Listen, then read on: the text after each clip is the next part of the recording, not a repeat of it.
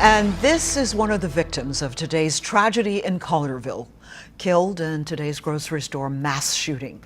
Her name is Olivia King. She is a mother. She was shot and killed while shopping. Tonight, as a community mourns today's senseless act of violence, her family is left devastated, and they tell us they are asking for your prayers, our prayers, for their mother and everyone involved. Thank you for being with us tonight. I'm Merle Purvis. Today's events were horrific. They were unspeakable, and it left a community and, in fact, our nation stunned. The heroes, our first responders, employees there at Kroger, rushed into danger, and they were left heartbroken. It breaks my heart to have to stand before you today. As bad as this scene is, and it's horrific. I've been involved in this for 34 years, and I've never seen anything like it. Tonight, as families are coping in Collierville, the community is dealing with the tragedy of a deadly mass shooting. And plenty of prayers, there are tears, and one big question remains: why? We have live team coverage for you, but first, what we know is 12 other people were injured in this mass shooting. Police believe the shooter died from a self-inflicted gunshot, and we are learning new details about who they believe it is. So this was the scene earlier this evening outside a Collierville apartment complex, an address connected to the suspected gunman. We're going to have more on that in just a few moments. But first, we're going to go live to Daryl Green, my co-anchor. Daryl was one of the first people to arrive right there along with first responders. Daryl? Yeah, Merle, unfortunately, I was very nearby and followed police officers and EMTs as they came into this parking lot. I went around to the back of the building, and you've seen the video, you've seen the pictures of the chaos and the people pouring out of this store. And, you know, we are going to learn a lot about that shooter.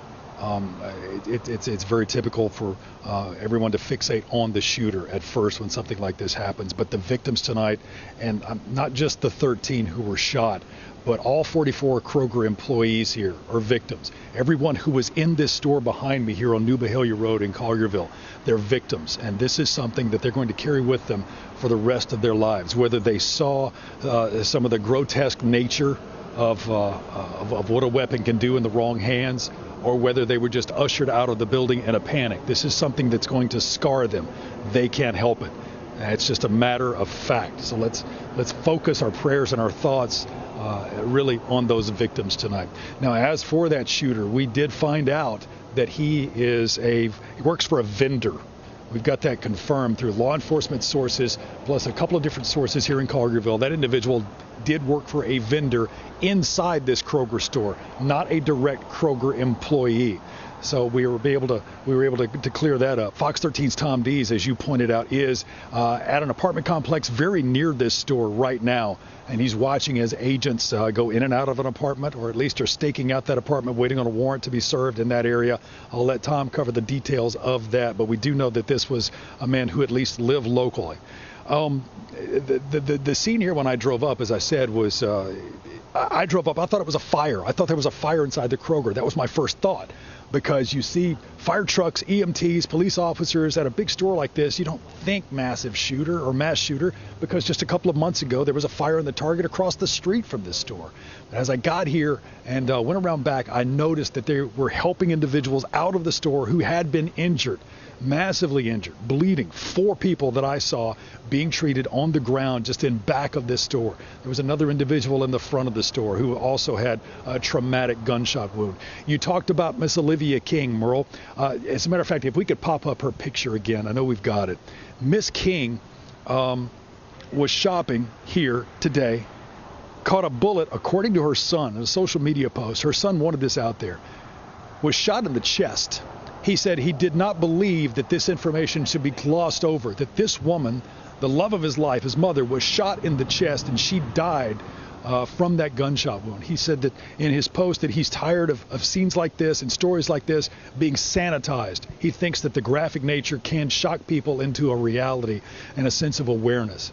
And, that's a thought that we have over and over and over again. Now, I do want to talk about awareness as well. Chief Dale Lane from the Collierville Police Department talked specifically not only about law enforcement and their reaction time. 4 minutes after the call, there was a mass of officers converging on this building. Just 4 minutes. There was an officer here within just a minute and a half of the call. The rest of them came en masse very, very quickly.